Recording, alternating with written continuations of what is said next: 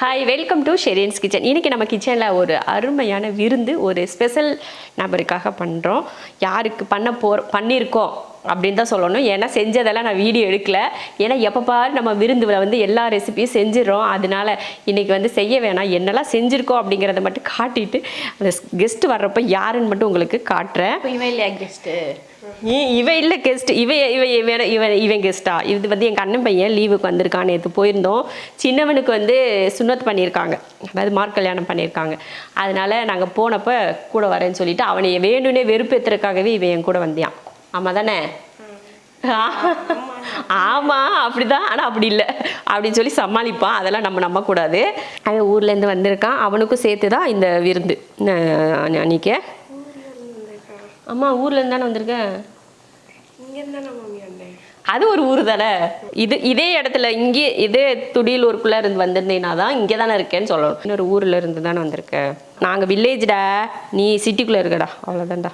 இவங்க வந்து சிவானந்த காலனி பக்கத்தில் ஆறுமுக்குள்ள அதே. ஏன் போய் இவனை கடத்திட்டு போயிடுவாங்களா? ஏண்டா உன்னை கடத்திட்டு போயிடுவாங்கன்னு பயமா? ரொம்ப நல்ல வியூவர்ஸ்.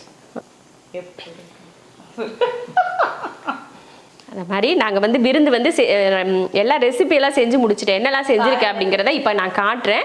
கடைசியாக சாப்பாடு வச்சு இறக்கிட்டு விசில் வந்து இறங்குறதுக்குள்ளே நம்ம வடை வந்து அரைச்சி வச்சுட்டேன். வடையை பொரிச்சிட்டு அப்படியே ரெடியாக இருக்கலாம் அப்படி சொல்லிட்டு நாங்கள் ரெடியாக எல்லாம் நீட் பண்ணி வச்சுட்டு உட்காந்துருக்கோம். இதில் போட வேணாம் சார், போதும் இவ்வளோ வடை போதும். ஆமாம், காலையிலேருந்தே வேலை செஞ்சிட்ருக்கோம் அப்படின்னு அஸ்மா பதிவு பண்ணிட்டா. ஆமாம், ஹெல்ப்பிங் எல்லாம் அஸ்மா தான், வெட்டுறது கழுவுறது எடுபடி வேலையெல்லாம் அஸ்மா செஞ்சிட்டு இருந்துச்சு. அப்படி யாராவது செய்யலைன்னாலும் கொஞ்சம் கஷ்டம் தானே ஒரு வேலை செய்கிறப்போ. அதனால் அஸ்மா வந்து எல்லாம் வேறு யாரும் செய்ய மாட்டாங்க. அஸ்மா மட்டும் வந்து நல்லா ஹெல்ப் பண்ணும். என்ன சார் அப்படி சொல்லு. இது அஸ்பக்கா இருக்கும், அஸ்பக்கு மாமா யாருமே பக்கத்தில் என்ன சமைச்சாலுமே பக்கத்தில் கூட வர மாட்டாங்க. என்னன்னே தெரில, அவங்களுக்கு அப்படி ஒரு மண்டகோளாராயிருக்கு. மண்டகோளாராகி போச்சு, வேற ஒன்றும் இல்லை. போதஸு நிறையா தான் இருக்குது, இருக்கட்டும், அப்புறமா வேணால் பிடிச்சிக்கலாம். இப்போ நாங்கள் வந்து எல்லாம் ரெடி. இப்போ வடை மட்டும் பொரிச்சோன்னா வேலை முடிஞ்சிச்சு. இரு நான் போட்டுட்டு பண்ணி எனக்கு என்ன பக்கத்தில் போய் நிற்காது, எனக்கு பயமாக இருக்குது. போட்டுட்டு உங்களுக்கு நான் வந்து என்னெல்லாம் செஞ்சுருக்கேன் அப்படிங்கிறத காட்டுறேன். நாங்கள் வந்து வேறு மாதிரி ட்ரை பண்ணோம். நான் உளுந்து அரைக்கிறேன்னு சொல்லிட்டு உளுந்து மக்கர் பண்ணிவிட்டேன். நான் வந்து உளுந்தில் வந்து இந்த மாதிரி உளுந்த வடையில் மொறுன்னு செய்யலாம்னு சொல்லிட்டு உளுந்து ஊற வச்சுருந்தேன். அஸ்மா என்ன பண்ணிடுச்சுன்னா உளுந்த வடைக்கு மாவா அரைப்போம் பார்த்தீங்களா, அந்த மாதிரி கொலன்னு அரைச்சி வச்சிருச்சு. அதனால் அதை வந்து எடுத்து ஃப்ரிட்ஜுக்குள்ளே வச்சுட்டு மறுபடியும் நான் வந்து இதை ஊற வச்சு 2வது தடவை இந்த வடை வந்து ரெடி ஆகிட்டுருக்கு. அவ்வளோதான். வடை வந்து போட்டதுமே பிரிக்கக்கூடாது, உங்களுக்கு நான் சொல்லியிருக்கேன். எப்போவுமே நம்ம வந்து வாங்க என்னென்ன செஞ்சுருக்கேன்னு சொல்லி உங்களுக்கு நான் காட்டுறேன். முதல்ல இதை காட்டிடுறேன். சாதம் வந்து குக்கரில் வச்சு ஸ்டீம் இறங்குறதுக்காக வெயிட் பண்ணிகிட்ருக்கு. இங்கே எல்லாம் ரெடியாக இருக்குது. முதல்ல சாம்பாரை காட்டிடுறேன். முதல்ல செஞ்சு வச்சுட்டதுனால கொஞ்சம் மேலே வந்து ஆறிடுச்சு. நல்லா முருங்கைக்காய், கத்திரிக்காய், அவரைக்காய், பீன்ஸு இதெல்லாம் போட்டு ஒரு சாம்பார், மாங்காய் எல்லாம் போட்டு ஒரு சாம்பார், நல்ல சூப்பரான ஒரு சாம்பார். அடுத்து ரசம், அடுத்ததாக அருமையான ஒரு பருப்பு ரசம், அடுத்தது மோர் குழம்பு, நல்ல கொலன்னு அருமையாக காய் எதுவும் போடாமல் வெறும் எம்டியாக மோர் குழம்பு. அடுத்ததாக இது வந்து அவரைக்காய் பொரியல். அடுத்து இது வந்து பீட்ரூட் வந்து ஒரு கூட்டு மாதிரி ஒரு டேஸ்ட்டில் பீட்ரூட் பொரியல் செஞ்சுருக்கேன். இது வந்து அஸ்மாவோட ரெசிபி. இது வந்து மாங்காயில் உப்பு சில்லி ஃப்ளேக்ஸ்லாம் போட்டு கொஞ்சம் சக்கரை போட்டு எடுத்து வச்சுருக்கு. எதுக்குன்னு தெரியல, பிரியாவுக்கு கொடுக்குறக்கா இருக்கும். சரி இது வேண்டாம். அடுத்ததாக இது வந்து பாசிப்பருப்பு ஜவ்வரிசி போட்டு பாயசம் ஒன்று பண்ணியிருக்கேன். இது வந்து நாட்டு சக்கரை போட்டனால நல்லா டார்க்காக இருக்குது கலர். அவ்வளோதான் இன்றைக்கி. அப்புறமா பருப்பு வடை. இன்றைக்கி இதுதான் நம்ம வந்து ஸ்பெஷலான ஒரு கெஸ்ட்டுக்கு வந்து மெனு. அது யாருன்றதை இப்போ வாங்க போய் பார்ப்போம். வாங்க வெற்றி. வணக்கம். இவங்க தான் நம்மளோட ஸ்பெஷல் கெஸ்ட்டு. பிரியாவுக்கு வந்து நான் வந்து ப்ரெக்னென்ட் ஆனதுக்கப்புறமா இங்கே வந்ததுக்கப்புறமா அவளுக்கு எதுவுமே நான் செஞ்சு கொடுக்கல, சாப்பாடு எதுவும். அதனால சரி அவளுக்கு விருந்து கொடுக்கணும். ஆமாம், டைம் தான் நல்லது தான் லேட்டாக போனது. ஏன்னா வெற்றியோட சேர்ந்து சாப்பிட்றது நல்லா இருக்கும் இல்லையா? இல்லைன்னா அவன் மட்டும் தான் சாப்பிட்ருப்பான். இப்போ வந்து வெற்றி வந்ததுனால சரி அவங்களும் சேர்ந்து சாப்பிடுவாங்க. சரி வெற்றி வந்துட்டாங்க, 3 பேரும் சேர்ந்து சாப்பிட்டோம் அப்படின்னு சொல்லிட்டு தான் இன்னைக்கு அவங்களுக்காக விருந்து செஞ்சேன். அம்மா ஏன் வரல? வந்துட்டே இருக்காங்களா? சரி உட்காருங்க. முன்னாடி போங்க, நான் வந்துடுறேன் அப்படின்னாங்க. சரி சரி.